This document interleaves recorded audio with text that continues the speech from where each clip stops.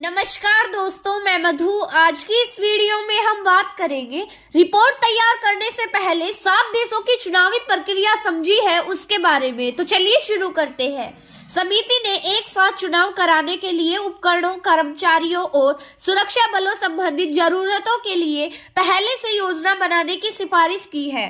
इसके साथ ही निर्वाचन आयोग लोकसभा, विधानसभा, स्थानीय निकाय चुनावों के लिए राज्य चुनाव अधिकारियों के परामर्श से एकल मतदाता सूची, मतदाता पहचान पत्र तैयार करेगा। एक साथ चुनाव को लेकर पूर्व राष्ट्रीय रामनाथ कोविंद के नेतृत्व में बनाए गए उच्च स्तरीय पैनल ने अपनी रिपोर्ट राष्ट्रपति द्रौपदी मुर्मू को सौंप दी है। इस बीच पूरे देश में एक साथ लोकसभा और राज्य विधानसभाओं के चुनाव कराने को लेकर सिफारिशी रिपोर्ट तैयार करने से जुड़ी एक बड़ी और महत्वपूर्ण जानकारी सामने आई है। पैनल ने बताया कि इन सिफारिशों से पहले उन्होंने 7 देशों की चुनाव प्रक्रिया का अध्ययन किया था।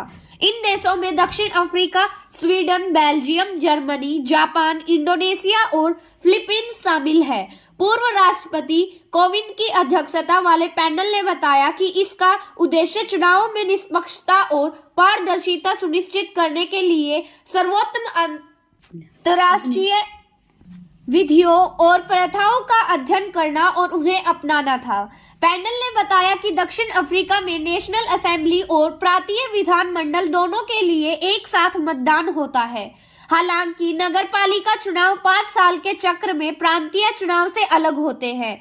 इस साल 29 मई को दक्षिण अफ्रीका में आम चुनाव होंगे।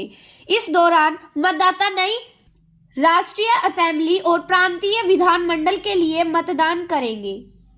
वहीं स्वीडन में आनुपातिक चुनाव प्रणाली के आधार पर चुनाव किए जाते हैं। इस प्रणाली में राजनीतिक दलों को उनके वोटों के आधार पर निर्वाचित विधानसभा में कई सीटें सौंपी जाती हैं।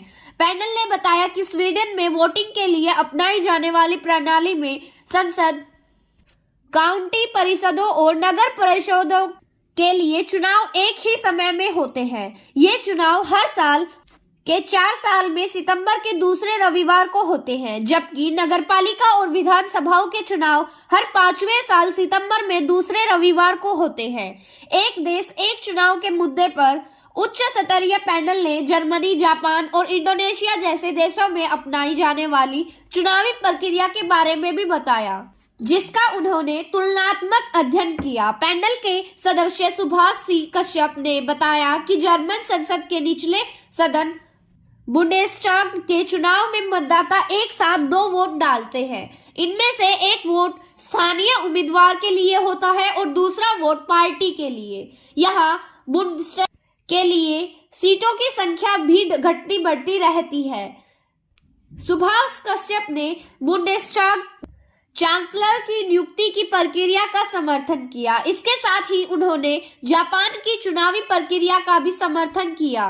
उन्होंने कहा कि भारत में इन दोनों में से कोई एक प्रक्रिया अपनाई जा सकती है। जापान में प्रधानमंत्री को पहले नेशनल लेवल पर डायट यानी कि जापानी संसद द्वारा चुना जाता है। इसके बाद उस पर अंतिम मोहर जापान के राजा द्वारा लगाई जाती है। पैनल ने आगे बताया कि इंडोनेशिया भी 2019 से एक साथ चुनाव की प्रक्रिया अपना रहा है। तो दोस्तों, हमारी अगली वीडियो देखने के लिए हमारे चैनल को लाइक एंड सब्सक्राइब कीजिए।